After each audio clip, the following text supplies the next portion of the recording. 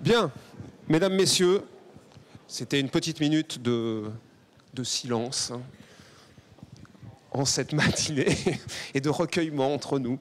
Nous allons aborder maintenant la dernière table ronde de cette matinée. J'espère que tout va bien. Il y a plein de monde encore. Il faut dire que le sujet est particulièrement intéressant puisque c'est la question qu'on va poser. Est-ce que la NBA, la fameuse NBA, est-elle un modèle pour le basket européen? Et c'est un spécialiste, évidemment, qui va mener les débats. C'est notre confrère de l'équipe, Yann Onona. Je vous demande d'applaudir.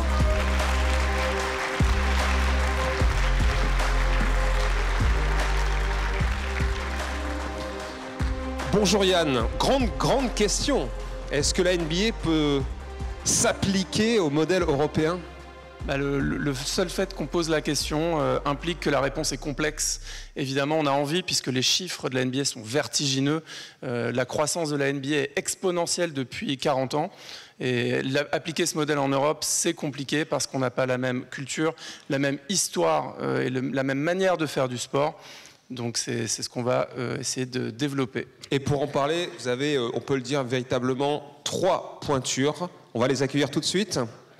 Allez, on commence par David Kahn, président et co-owner Paris Basketball.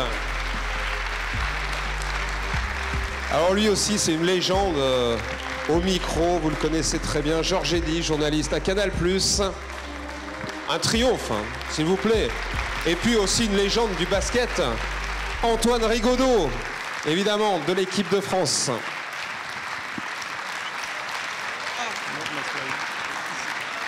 Voilà Yann, je te laisse maintenant mener ce débat avec nos invités.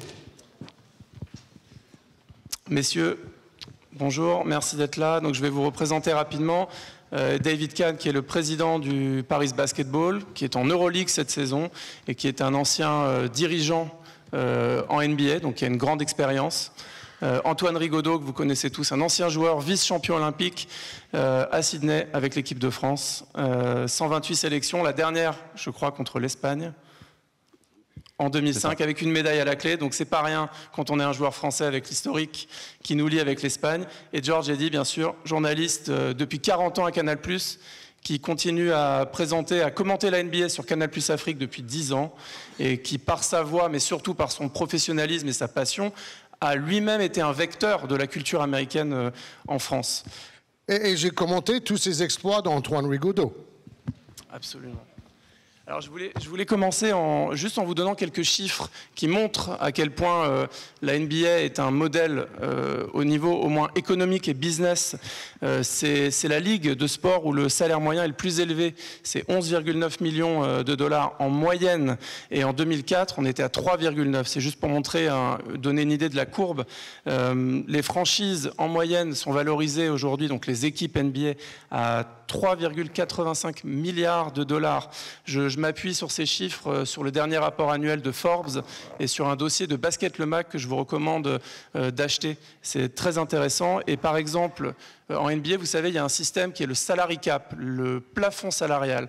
Donc chaque équipe a le droit de dépenser un certain salaire, une certaine somme pour ses salaires. Eh bien, en 1985, c'était 3,5 millions de dollars. En 2025, 140, cette saison, 140 millions de dollars par équipe. Donc c'est des chiffres qui sont vertigineux, qui se traduisent sur les salaires des joueurs, puisque aujourd'hui on pense qu'il y a des joueurs qui vont avoir peut-être un jour 100 millions de dollars pour une saison. Donc c'est vertigineux. Et à l'opposé, en Europe, eh bien, on a un modèle économique difficile. L'Euroleague, qui est le championnat référence, pour l'instant, n'arrive pas à dégager réellement de profit. C'est pour ça qu'aujourd'hui, on se pose cette question, est-ce qu'on peut adapter, importer ces chiffres et les traduire en Europe? Et c'est évidemment ça que j'ai envie de vous demander pour commencer. Peut-être David, est-ce que tu peux commenter ces chiffres? Est-ce que c'est vertigineux et est-ce que c'est possible, tout simplement, de faire ça en France et en Europe? Okay, désolé pour mon anglais, but I will speak slowly, and I hope I will be clear. I think I will. the big difference between European basketball and NBA is that the NBA is organized around a common philosophy. How do we make this the best business it can be?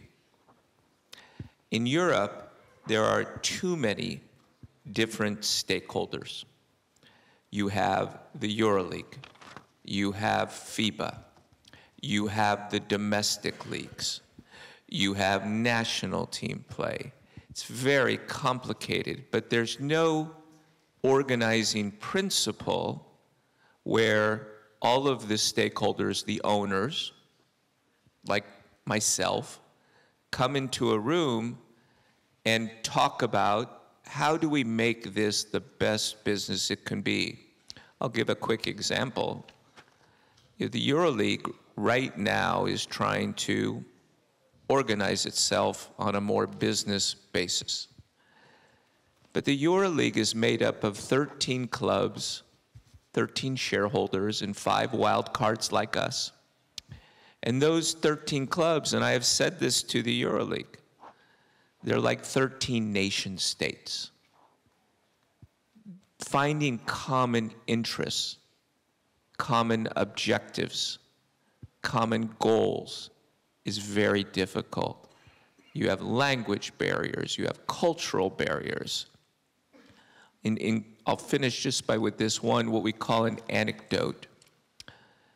2 years ago, my partner and I, Eric Schwartz and I, were invited to go to Barcelona to make a presentation to all the EuroLeague management and clubs about Paris basketball. By the way, it's Paris basketball, because basketball is international, basket is not. And I walked into the room, and it was set up in a rectangle, much like I remember the NBA Board of Governors, owners meetings, but there was one difference. At least half of the room, the people in the room were wearing headsets. There was not even a common language between the EuroLeague owners. And more to the point, there's not a common business language. That's a problem. And that's a problem that we hope ultimately will get solved soon, so that the value of European basketball can be unlocked and it won't become like the NBA, but hopefully we'll be headed in the right direction. Alors, monsieur s'est excusé pour son français, il va donc parler anglais, donc il a dit qu'il allait parler français, et dit qu'il espère être clair. La principale différence entre le basketball en Europe et la NBA, c'est que la NBA en fait est organisée autour d'une philosophie commune. Notamment la question de savoir comment est-ce qu'on peut en faire la meilleure activité économique possible. En Europe, le problème, c'est qu'il y a trop d'acteurs. Il y a l'Euroleague, il y a la FIBA, il y a les ligues nationales, les équipes nationales, et tout ça est extrêmement compliqué.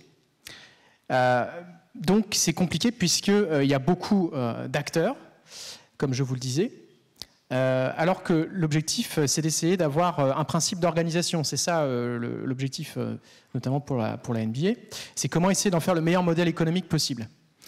Et actuellement, par exemple, l'Euroleague est en train d'essayer de s'organiser davantage sur le concept d'une activité économique.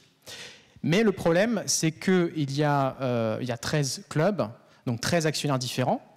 Et moi, je leur en ai parlé, je leur ai dit que, en fait, finalement, c'est un petit peu comme 13 États-nations différents. Il faut qu'ils essaient d'avoir des intérêts en commun, des objectifs communs, mais effectivement, c'est très compliqué puisqu'il y a la barrière de la langue, la barrière culturelle.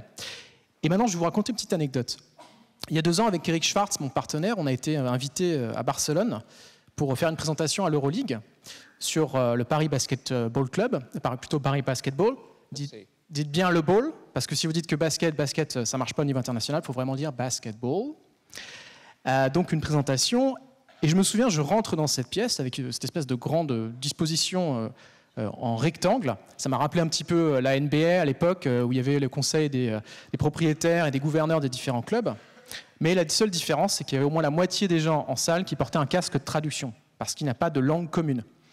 Et surtout, il n'y a pas de langage économique ou business commun. Et ça, c'est un problème. Et nous espérons que ce problème trouvera une solution assez prochainement, afin de pouvoir renforcer ou surtout déverrouiller, libérer la valeur du basket européen. Alors, ça ne viendra pas forcément la NBA, mais nous espérons qu'en tout cas, ça prendra le bon cap. Bravo. Thank you. Georges, toi qui es là, qui est vraiment une figure dans le basket depuis le début des années 80, est-ce que tu pourrais nous comparer un peu l'évolution, nous raconter l'évolution et l'implantation de la culture américaine dans le sport français au travers de la NBA évidemment, et selon toi, est-ce que c'est possible et est-ce que c'est souhaitable de pousser encore beaucoup plus loin cette adaptation ? Il y a du bon à prendre dans tous ces différents systèmes. Ce que décrit David, c'est tout pour l'argent. Le NBA, c'est que pour l'argent. La formation, ils s'en foutent complètement. Et donc, par exemple, le FIBA n'aura pas les mêmes objectifs forcément de profitabilité, même s'ils en ont. Mais bon, je comprends parfaitement sa position. C'est un business, donc on est là pour gagner le max d'argent. Et à la limite, ça a déjà un peu fait évoluer le basket français depuis les 40 ans que j'y participe. Et probablement dans un sens assez positif. Mais en fait, ce qu'il faut, c'est un peu, au lieu de voir la NBA comme c'était le cas pendant longtemps, comme un concurrent envahisseur qui va venir manger notre basket et nos parts de marché, on a compris qu'en fait, c'est mieux de faire partenariat avec eux. C'est ce qui est arrivé en Afrique avec le Basketball Africa League, BAL, où vous avez FIBA, la NBA et les clubs africains, tous ensemble, qui ont créé un modèle de basket professionnel qui va évoluer positivement, à mon avis. Et c'est un peu ce qui est arrivé en France, parce que c'est vrai qu'il faut de l'argent pour faire une équipe professionnelle. Mais bon, il faut savoir équilibrer les différentes valeurs. L'argent, c'est important, mais la formation aussi. Et c'est là où les dirigeants, que ce soit à la Ligue ou à la Fédération, sont là un peu pour trouver le juste équilibre par rapport à ces paramètres. Oui, c'est intéressant l'histoire de la formation, puisque évidemment les différences entre les modèles américains et européens, il y a ça, il y a le côté ligue fermée, business aux États-Unis, et en Europe, il y a plus de tradition, de culture, et puis surtout, on en parlait avec Antoine en préparation du débat, il y a une sorte de pyramide en France, on part de la base, on détecte les talents, et c'est financé par les États, il y a des fédérations nationales qui ont une mission de réussite pour donner les mêmes chances à tous, et donc je voulais te demander peut-être Antoine de nous raconter, puisque la formation c'est quelque chose qui te tient à cœur, donc qu'est-ce que tu fais aujourd'hui là-dessus? Est-ce qu'il peut y avoir un danger à vouloir trop faire à l'américaine, et est-ce qu'il y a un danger pour ce système européen ou pas? Non, il n'y a pas de danger par rapport à un système de formation que nous, on a sur le territoire français ou en Europe.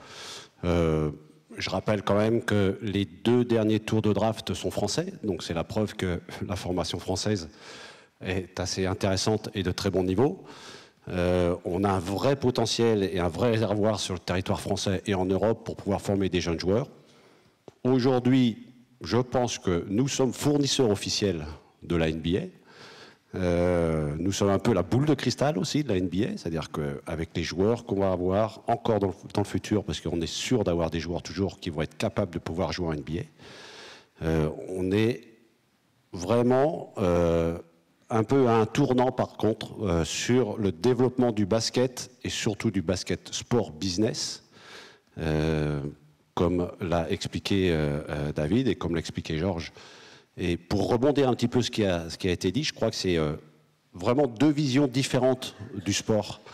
Nous sommes dans une vision, nous, européenne, voire française, qui est basée, comme tu viens de l'expliquer, sur la loi de 1901, un sport associatif, contrôlé par une fédération, donc contrôlé par un ministère, et où les dirigeants, historiquement, sont plus des dirigeants qui vont être des dirigeants de territoire. C'est-à-dire qui ont essayé de rayonner sur le territoire, ils font du très bon boulot, ils travaillent tous les jours avec leur politique de territoire, avec leur collectivité, avec leurs partenaires autour d'un territoire. Et aujourd'hui, depuis une dizaine d'années, mais ce n'est pas que dans le basketball, hein, il y a des nouveaux acteurs, des nouveaux investisseurs qui arrivent, dont David en est l'exemple, qui ont une volonté et une mentalité plus business, c'est-à-dire qui considèrent que le sport est un moyen pour pouvoir faire du business. Et on est, nous, en Europe, un petit peu frileux par rapport à ça, et on considère que qu'est-ce qu'ils viennent faire, ces personnes-là, pour venir nous déranger. Et je crois qu'il ne faut pas se leurrer. La NBA, c'est du business pur et dur. Ils veulent faire de l'argent. Ils sont organisés pour ça. Et c'est un système de franchise, donc qui paye quelque chose pour la NBA, pour en gros, enfin, je ne sais pas les détails exactement, mais je pense que David le sait mieux que ça, mieux que moi. Et tous les clubs NBA laissent ou mettent en place un commissionneur, qui a été David Stern, qui a fait beaucoup de bien pour la NBA, pour la développer sur le plan international, et aujourd'hui Adam Silver. Et cette personne-là travaille avec un objectif, faire en sorte que toute la NBA ait des bénéfices, et ces bénéfices sont reversés à tous les clubs. En Europe, et ça a été très bien expliqué, il n'y a pas de commissionneur, ce sont chaque club qui décide un petit peu ce qu'ils veulent faire, et ils ont également, un peu ce que je dis moi, une identité territoriale, c'est-à-dire que le Real Madrid va défendre ses intérêts, le Panathinaikos va défendre ses intérêts, le Partizan Belgrade va défendre ses intérêts, Fenerbahçe Istanbul va défendre ses intérêts, le Paris Basket va défendre ses intérêts. Paris Basketball. Basketball. C'est vrai, you're right. Basket, c'est ce qu'a Georges à ses pieds. Basketball. Et à partir de là, il est difficile de vendre un produit à des médias ou à des partenaires, parce que chacun fait un petit peu ce qu'il veut ou ce qu'il souhaite pour lui-même. Et je rajouterai un chiffre par rapport à ce que tu, dans ton introduction, c'est le contrat média télé de la NBA, c'est 76 milliards de dollars sur 11 ans. Donc en Europe, on est très très très loin de ces chiffres-là, ce qui ne peut pas permettre, pour répondre à ta question, la première aussi, de payer les joueurs qui font le produit NBA, comme la NBA le fait. Oui, on va y venir un peu à l'histoire des droits télé. Je pense que c'est très important. Je voulais ajouter un chiffre aussi, la formation en France, un chiffre qui nous est transmis par la Fédération chaque année, ça représente globalement 30 millions d'euros d'investissement annuel en France. C'est-à-dire la détection, les pôles, les clubs, etc. C'est 30 millions d'euros. David, on a eu une discussion pour préparer ce débat, et tu as dit quelque chose de très intéressant. Tu comparais l'Europe où les clubs sont des territoires où chaque club a une culture. On pense évidemment aux fans du Partizan Belgrade, aux fans turcs, à Olympiakos, Panathinaikos. On voit des ambiances extraordinaires, des choses qu'on ne voit pas du tout en NBA. Et tu as opposé ça à la NBA, où en fait chaque joueur aujourd'hui est devenu une marque à lui seul. Instagram, contrats commerciaux, je veux dire c'est du délire. Le fils de LeBron James, il a déjà des millions de followers sur ses réseaux sociaux. Chaque joueur génère des millions, voire des dizaines ou des centaines de millions de dollars quand c'est des superstars. Donc c'est une différence majeure. Est-ce que tu peux nous parler de ça? So it is a big difference. In the NBA, the players are probably more important than the brands, which is very strange when you think about it from a European perspective. But if you think of the history of the NBA, it was first changed by Magic Johnson and Larry Bird in the mid-1980s, followed afterwards by Michael Jordan.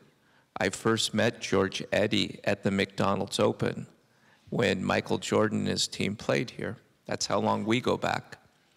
I was working for NBC Sports at the time. And there has now been a continuing list of players whose celebrity, star power, has transformed the NBA. In Europe, the star power are the brands.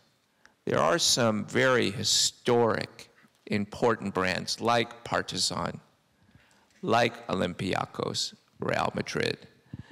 I don't think that that means that European basketball, however, cannot succeed. But I think there needs to be an understanding there is a difference, and what we should be marketing to is the amazing atmosphere at the arenas. We played Partizan a few weeks ago. We beat them. After the match, I had two people come up to me and say to me that they had been to many NBA games, but that was the best game they ever saw, our game against Partizan. Now think about that. We're only 6 years old. Partizan has been around a long time. But the concept of the product, what we produced that night, the value proposition for the ticket buyer, for the consumer, these two people said was higher than any game they ever saw. And they'd been to many NBA games. So we have, I think, some strengths that we can market. But going back to what I've said and what my colleagues have said, we have no coherent organizing principle, no commissioner, no group of people tasked with the idea of building basketball into a big business, in addition to a great entertainment property. You don't need to, how many people here really don't understand what I said? Please raise your hand. One person. Afterwards, we will meet with you in the back of the room and we will talk to you, okay? Thank you. You shouldn't do that. I want to make sure that my colleagues have a lot of time. Merci, David. Non, non, non. Ça, c'est un homme de communication. Georges, on a ébauché, alors on enchaîne, on a ébauché juste le sujet avant, les droits télé, je pense que c'est une clé, et David, on en avait parlé aussi aujourd'hui, le basket en France, hein, c'est le sujet que je connais mieux, est valorisé à peine quelques millions d'euros peut-être, et comme le disait Antoine, 76 milliards de dollars sur 11 ans aux États-Unis, c'est absolument vertigineux. Sans dire qu'on peut atteindre ces sphères-là, qu'est-ce qu'il faut faire pour qu'il y ait quelque chose de plus équilibré quand on voit que le basket aux Jeux Olympiques, c'est l'un des plus gros succès, qu'il y a 10 millions de personnes au moment du pic en finale de la finale masculine. Qu'est-ce qu'on fait pour valoriser le basket mieux en France et en Europe qu'est-ce qu'il faut faire? Bah, ça fait 40 ans que j'essaie de faire l'avocat du basket pour le groupe Canal+. Et c'est une histoire de rendez-vous manqués, d'erreurs, de stratégie, les deux côtés, de mal choisir certaines chaînes qui avaient une petite audience, mais qui proposaient un peu plus d'argent. Ça, c'est une erreur qui a été faite plusieurs fois. Après, il y a un manque d'audience pour le basket en France qui est difficile à expliquer par rapport au rugby et au foot. Parce que je suis d'accord avec David, le produit est beau et mérite un vrai contrat télé avec des grandes chaînes, mais au niveau lobbying, le rugby et le foot, et surtout le rugby, a toujours été très en avance sur le basket et ses dirigeants, qui ont fait beaucoup de mauvais choix. Les télés aussi, il n'y avait pas des hommes particulièrement fans du basket qui étaient prêts à lancer l'aventure, à investir dedans. Bon, on a eu avec Canal, on l'a fait quand même 27 ans, avec tous les baskets, c'était chez nous. Mais à la fin, les dirigeants autour de 2012 ont décidé que c'était pas suffisamment rentable. Et donc, ils ont arrêté de chercher ces droits. Donc, les États-Unis, c'est tout un autre monde, c'est un autre système. C'est la concurrence entre les médias, les grandes chaînes, et puis maintenant Internet et tout le reste, le streaming. Donc, ça, c'est tout un autre marché, un autre business model propre aux États-Unis, qui, à mon avis, n'est pas vraiment transférable tel quel en France. Mais nous, on peut améliorer en France ou en Europe avec le EuroLeague, on peut améliorer les contrats télé, mais c'est une question de lobbying, avoir les bons hommes aux bons endroits pour faire ces négociations, avoir des interlocuteurs qui sont ouverts à une nouvelle aventure avec le basket. Parce que c'est ce que dit David, et ça c'est très vrai. La NBA a beaucoup d'atouts, leur marketing, leurs stars, le système hollywoodien qui vend des stars avant les clubs, mais ils ont des soucis aussi. Ils ont un jeu qui devient très stéréotypé autour du shoot à 3 points. Ils jouent trop de matchs pour gagner trop d'argent et les joueurs mettent leur santé en danger, les back-to-back notamment. Il y a trop de matchs. Donc la NBA a des dérives aussi, jeu stéréotypé, trop de joueurs blessés parce que trop de matchs en trop peu de temps, sans oublier toutes les compétitions pendant l'été, les équipes nationales, etc., etc., etc. Donc la NBA a des choses aussi à voir évoluer et éventuellement corriger au lieu d'être aveuglé par tout pour plus de profit. C'est un peu le système américain ou capitaliste. C'est toujours plus, c'est jamais assez.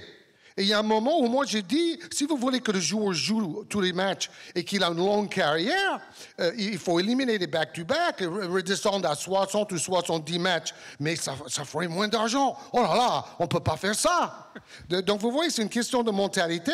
Nous, c'est le contraire, on voudrait juste un peu plus d'argent.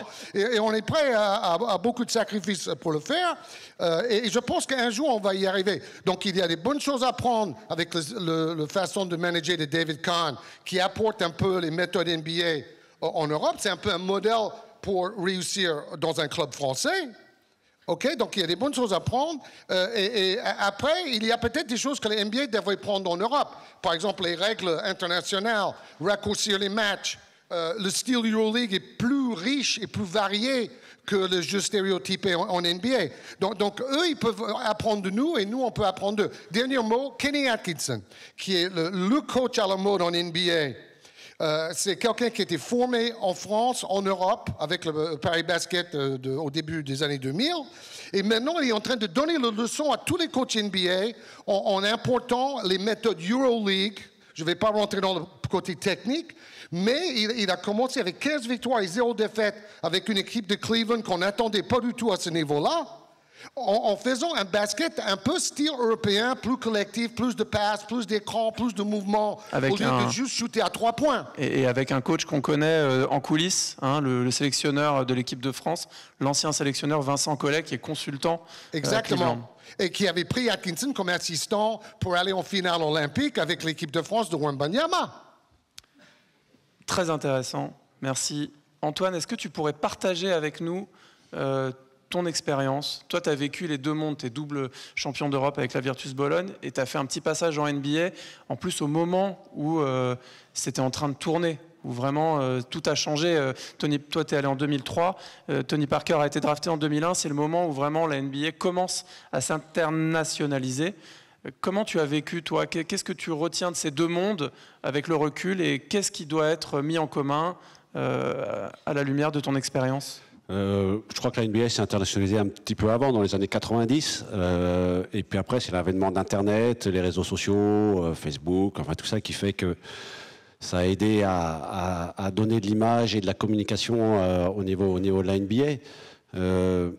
Moi, quand je suis arrivé à Dallas en 2003, voilà, je suis arrivé en janvier, donc en cours de saison, donc un Français qui arrivait à Dallas, et quand j'allais au lycée français, des choses comme ça, il me disait qu'est-ce que vous faites ici?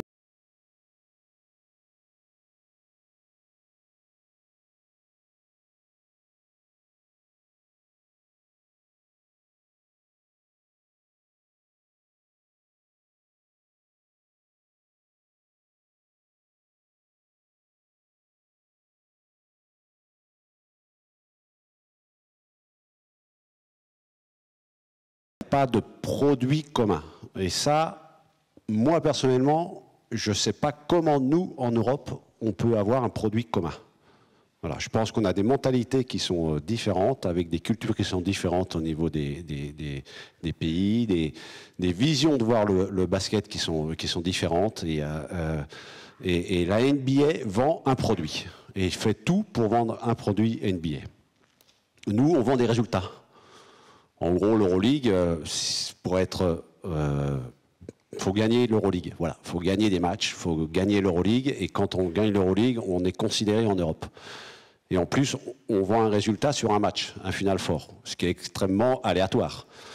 Moi, j'ai eu la chance de jouer une Euroleague, et c'est la seule dans l'histoire où c'était une Euroleague de play-off. Et je peux vous dire que c'est nettement plus important et intéressant de jouer une Euroleague de play-off que jouer un titre européen sur un match. Ça, c'est un avis personnel, et je trouve aussi que le public s'y retrouvait beaucoup plus. Donc maintenant, oui, il y a certainement des points intéressants à avoir à NBA, mais on ne peut pas faire la NBA, on ne peut pas copier la NBA. Ou les politiques font en sorte de pouvoir créer une NBA Europe, une ligue fermée, qui s'appelle NBA Europe et qui serait gérée par la NBA. Et là, on va rentrer dans des conflits d'intérêts et d'ego avec les personnes qui sont aujourd'hui et qui font le basket européen. Mais à mon avis, si on veut avancer un petit peu plus, il aurait fallu avoir déjà cette table ronde en l'an 2000 pour pouvoir créer ces NBA Europe aujourd'hui. Et je pense que c'est un point qui peut être vraiment réfléchi et intéressant pour tout le monde si cette NBA Europe fait en sorte que tous les bénéfices ou les dividendes qu'elle pourrait avoir ruissellent au niveau de la base de la pyramide. Ce qui est le cas en NBA, si on revient sur un système NBA qui est très capitaliste où on veut gagner de l'argent, en intérieur même, c'est un système très communiste, entre guillemets. C'est-à-dire que là-haut de la pyramide gagne de l'argent, et tout ruisselle, et tout le monde récupère l'argent. Charlotte Hornets, qui est peut-être la pire des équipes NBA historiquement, que ce qu'il y a Los Angeles Clippers aussi, je ne sais pas. Michael Jordan, on va parler de Charlotte Hornets parce que Michael Jordan est le propriétaire, il a acheté 350 millions de dollars, 400 millions de dollars la franchise. Je crois que c'est 180 millions. 180 millions de dollars. Et il revend 3 milliards de dollars. Et il revend 3 milliards de dollars. Voilà. Donc, la NBA a réussi sa mission de faire revaloriser toutes ces franchises. Et moi, je pense qu'il y a vraiment à réfléchir, et ça c'est plus une volonté politique aussi, parce que comme le sport est plutôt organisé par l'État, et donc d'avoir les accords pour qu'il y ait la possibilité d'avoir une entité privée qui puisse créer un sport professionnel dans une ligue fermée européenne. Le foot a essayé, ou en tout cas certains, ça n'a pas réussi. Je pense que le basket a la possibilité. Et là, on revient aussi après, il faut absolument, pour moi, que le basket FIBA et basket NBA aient les mêmes règles. On ne peut pas avoir deux sports dans la même catégorie. On ne peut pas avoir même 3 sports, parce qu'aujourd'hui, on va pouvoir intégrer le 3-3, même si c'est pour moi un autre sport, mais c'est quand même du basket avec une finalité où il faut mettre plus de paniers que les autres. Et là, pour la lisibilité de le grand public, on peut pas se permettre ça. Laissez-moi juste dire un mot. Il faudrait un mariage intelligent entre le NBA et l'Europe. S'ils sont en confrontation, ça va être la mort du basket européen. Ils vont être bouffés par la NBA. Mais s'ils font un mariage comme ils ont fait en Afrique avec le BAL, tout le monde peut en profiter de leur sens de marketing et peut-être d'aller chercher des droits télé. Et en même temps, les clubs, s'ils arrêtent de perdre de l'argent, parce que tous les clubs du EuroLeague perdent énormément d'argent.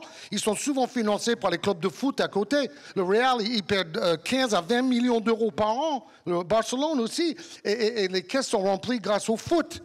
Vous voyez? Donc, ce n'est pas du tout un modèle économique, l'EuroLeague. Et c'est là où l'NBA pourrait apporter son savoir-faire tout en gardant son âme. Et là, on peut avoir un produit fort. Oui, et attention, excusez-moi, juste pour terminer, sorry.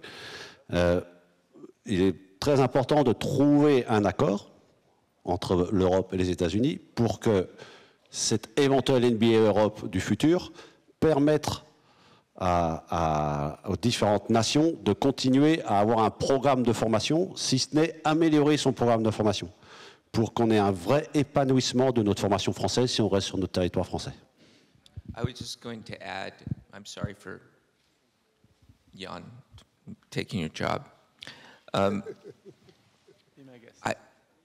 This is not an abstract question or a panel today. I want to make sure everybody understands that. What we're talking about right now is happening in what we call real time. The EuroLeague licenses, the shareholders, the 13 nation states, their licenses expire at the end of the 2025-26 season. All the clubs then, unless they renew their licenses, would be free agents, capable of joining another league. We're right now at this moment where the NBA is actually trying to figure out with FIBA, is there a way to come in?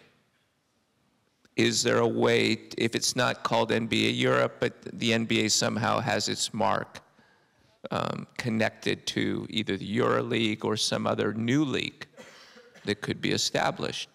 And so I just wanted to take a moment to point out that this is today, that this is all being discussed inside the NBA, inside the EuroLeague, inside FIBA. So it's highly relevant and we are following it every day.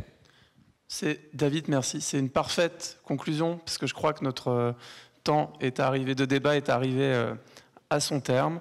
Mais c'est vrai, ça se débat en ce moment et un dirigeant du basket m'a dit récemment que ce qui se jouait actuellement cette année et peut-être l'année prochaine va conditionner les 50 prochaines années de ce que sera le basketball en Europe. Et c'est aussi pour ça que ce débat était passionnant. Je vous remercie à tous. I will make a prediction, quick prediction. In 2 years, the NBA somehow will be involved in European basketball in a strong, meaningful way. I have no idea how. I have no news. I don't know what it will look like, but I believe the NBA within 2 years will have a significant stake in European basketball. Et je suis d'accord. Merci. Merci à tous. On va prendre deux questions dans le public, parce qu'on est un petit peu en retard. Donc, 2 questions. Alors, il y a des mains qui se lèvent. Donc, par là-bas, monsieur, peut-être au 3e rang, ici. Voilà, levez-vous, présentez-vous. Vous allez nous dire à qui vous voulez poser votre question. 2 questions, on essaye de faire questions-réponses assez courtes. Baptiste Andrieux pour le Bulletin Magazine. Ah, c'est vous alors, d'accord. Une question pour Mr. Georgetti. Quand on voit aujourd'hui l'impact des joueurs comme Evan Fournier ou Lonnie Walker dans l'Euroleague, tout à l'heure vous parliez de Magic Johnson, Michael Jordan ou Larry Bird en NBA. Est-ce que des joueurs NBA qui arrivent en Europe peuvent avoir l'impact sur la valorisation du produit Euroleague et de la compétition ? Parfaitement, parfaitement. Il y en a déjà eu. Souvent, c'est des joueurs qui ont un peu de mal à trouver un club en NBA. Killian Hayes, le français, par exemple. Des joueurs comme ça reviennent en EuroLeague. Alors, en ce moment, il y a Ntilikina avec Partizan, qui a joué longtemps dans la NBA, mais qui n'a jamais vraiment trouvé sa place. Et maintenant, il est en train de trouver sa place avec le Partizan. Donc, chaque cas est différent. Chaque individuel est différent. Mais ça c'est une porte de sortie ou un autre chemin intéressant pour des joueurs qui ne sont pas des méga stars, par exemple. Mais par contre, c'est bon pour l'EuroLeague parce que rejaillissent sur l'EuroLeague leur aura d'anciens joueurs NBA. Merci. Allez, monsieur. Bonjour, je m'appelle Pierre. Et j'ai une question à vous, David Kahn. Est-ce que les revenus économiques peuvent passer par plus de billetterie et une meilleure expérience spectateur ? C'est pas votre cas parce que l'Adidas Arena, c'est vraiment une salle réussie. Mais est-ce qu'au niveau européen, ça peut être une amélioration notamment des infrastructures et une meilleure expérience spectateur ? Well, right now, ticketing is our #1 revenue item. We have 8,000 seats at Adidas Arena. If you have not been, I highly encourage you to come to a match. We play tonight. 8:30, although I think we are complete. The atmosphere at the matches is second to none because the arena was built to be intimate. All of the seats are very close, proche to the terrain, to the court. And so The problem, though, that we have, if I may shift it, is that no sports business should operate or can operate strictly based on ticket sales, billetterie. That is what we are missing so desperately here in Europe, the absence of media revenue, digital revenue, that has not been organized by a governing institution like an NBA to deliver value both to the broadcaster and to the league, and especially the fans, the customers who can watch it. Think of how triste, sad it is that our fans right now, the only way that they can watch Paris basketball is by buying a subscription to not one but two different over-the-top streamers. Even the NBA understands how important it is to maintain regular linear, we call it linear TV, free to air, so that young fans especially can watch the sport. And so my hope is over time, the ticket sales will become less important to the future of Paris basketball because there will be new revenue streams in media and digital. Merci. Merci beaucoup. Yann, on va remercier nos invités prestigieux pour cette table ronde. Merci à vous, le public. Merci à tous les quatre. Et avant de partir, voilà, jingle. Et j'ai un petit mot à vous dire, puisque la journée continue ici au studio 104 de la Maison de la Radio. Merci, Yann.